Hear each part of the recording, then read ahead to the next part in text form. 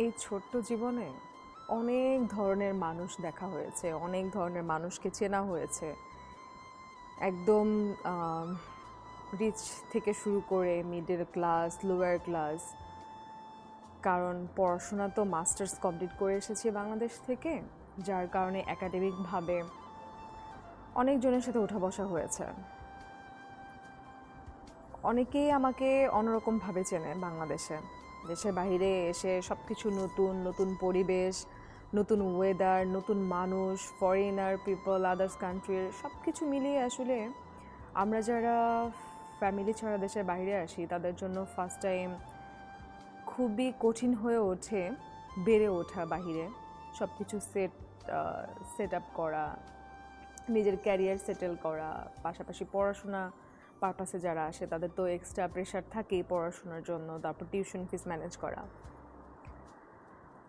তো এই ছোট লাইফে আমি যে পরিমাণ মানুষের সাথে মিশেছি তাতে আসলে এত কিছু শিখেছি যে শেখার মানে কথা আমি বিস্তারিত বলতে গেলে পুরো রাত কভার হয়ে যাবে। সবথেকে বেশি যে জিনিসগুলো আমাকে কষ্ট দিয়েছে সেটা হচ্ছে যে আমি যতটা পেরেছি বাংলাদেশে যখন ছিলাম, যতটা পেরেছি গরিব মানুষদের হোক, আর্থিকভাবে হোক, মেন্টালিভাবে হোক, ফিজিক্যালিভাবে হোক, যতটুকু পেরেছি সহযোগিতা করার চেষ্টা করেছি। আমি 2017 সাল, আমি তখন ব্যাচেলর থার্ড ইয়ারে পড়ি, তো তখন থেকে আমি জব করি। সো আমার জব স্টার্ট হয় 2017 সাল থেকে। তখন থেকে আমি ট্রাই করি গরিব দুঃখীদের সাহায্য করতে। তারপর মেন্টালিভাবে যদি কারো সাপোর্ট লাগে সেটা ট্রাই করতাম। আর্থিকভাবে ওই ছোট্ট একটু কম স্যালারি থেকে হলেও চেষ্টা করতাম মানুষের পাশে দাঁড়াতে আর্থিকভাবে। কিন্তু দিন শেষে দেখা যায় কি, বেশিরভাগ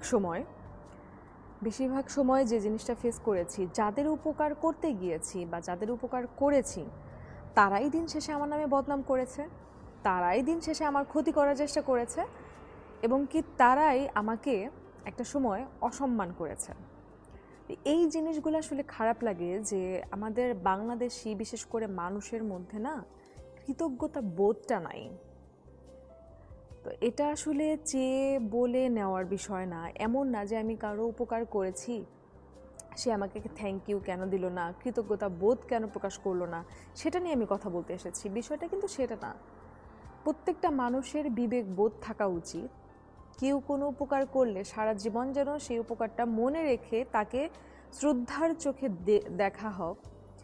তারপর একজনের কাছ থেকে আমি সাহায্য পেয়েছি, একজনের কাছ থেকে আমার উপকার হয়েছে, তাকে কিভাবে আমার রেসপেক্ট করা দরকার সেটা নিজের বুঝতে হবে। অথচ আমরা কি করি, যাদের মাধ্যমে আমরা লাভবান হই তাদেরকেই ক্ষতি করার চেষ্টা করি। এই বিষয়গুলো বাঙালিদের আমার খুবই খারাপ লাগে, খুবই কষ্ট লাগে যে জানি না যে এই বিষয়গুলো বা এই চিন্তাভাবনাগুলো আদৌ বাঙালিদের পরিবর্তন হবে কিনা কোনো দিন। তো এর জন্য আর এখন যেহেতু দেশের বাইরে এসেছি, এই বিষয়টা দেশের বাইরে আরও অনেক বেশি ফেস করেছি। অনেক মেয়েদেরকে হেল্প করার চেষ্টা করেছি যতটুকু পেরেছি। কিছু ছেলেকেও হেল্প করার চেষ্টা করেছি, সেটা বাসা ম্যানেজ করে দেওয়ার বিষয় হোক বা জবের জন্য হোক। ওরকমভাবে হয়তো বা কাউকে মানে হেল্প করতে পারিনি, কিন্তু যতটুকু করেছি ঠিক ততটুকুর মধ্য থেকে তারাই আমার দিন শেষে অনেক দুর্নাম করেছে, অনেক বদনাম করেছে, এবং কি অন্যের কাছে আমাকে অনেক ছোটও করেছে।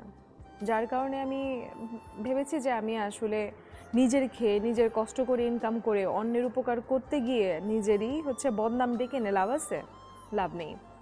যার কারণে আসলে এরকমভাবে দেখা যায় যে অনেকটাই দূরে সরে এসেছি মানুষের পাশে থাকা।